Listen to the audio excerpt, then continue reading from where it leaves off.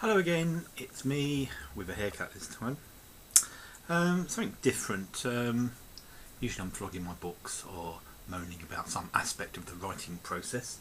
Just a little sort of side story here really. It's concerning a friend of mine, someone who really hit the news headlines last December. You'll know her as Kay Wilson.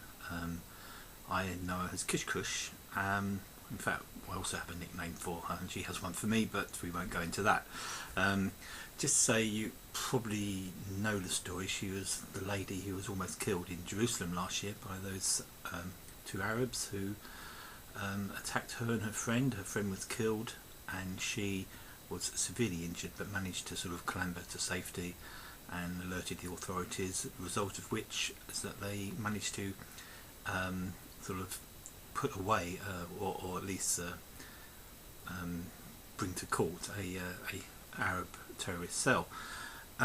She's still living a nightmare. Even though it's 10-11 months since then, she's still having, her wounds haven't totally healed, but her mental scars are still there and will be there.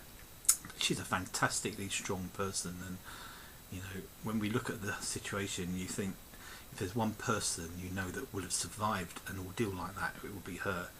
She was really tough. She's an English girl who moved to Israel a few years back, but she's always known to be tough and uncompromising, and there's many stories I could tell you about her, but I won't. Instead, it's this. This arrived in the post yesterday. It's from her. I think her therapist said one of the best ways of actually helping the healing process is to write an account of exactly what happened on that day. And this is her account. It's Where Happy Little Bluebirds Fly, which is a line from the song, I think, Over the Rainbow in The Wizard of Oz. It was a song that Kay was sort of humming to herself as she was struggling to stay alive in that ordeal, but that's all in the book.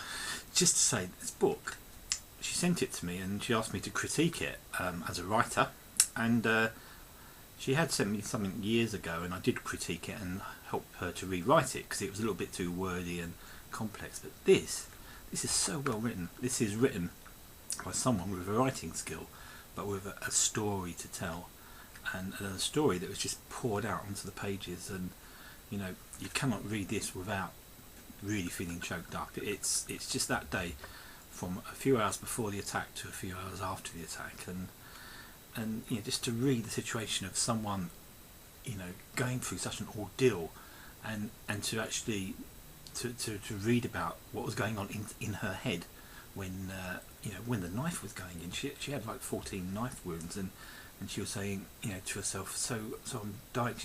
So this is the killer, this is the person who's just killed me. She was actually speaking as if she was already dead, and when she wasn't dead, it was her mental processes that she had to sort of keep herself going while she somehow got help, amazingly. That it's incredible. Anyway, I suppose what I'm trying to say is, if this is something that people in the UK particularly will be interested in reading, it is a fascinating story, but I imagine this will be expanded eventually to a proper book which will go through the process after the event, and she's had some great testimonies since that happened, and the Lord has taken her on some amazing journeys. But I'm hoping that Kay may send me a few more copies. I don't know how much they would sell for, but it'd be interesting. If there is interest out there, can you email me at steve@saltshakers.com, and we can get copies out and just perhaps put them in our shop on Salt Shakers. It really is good. It's fantastic, and to actually see a person that brave actually putting it down on paper and actually living with her those moments, it is an incredible story. So that's all I'm going to say for now. See you again soon.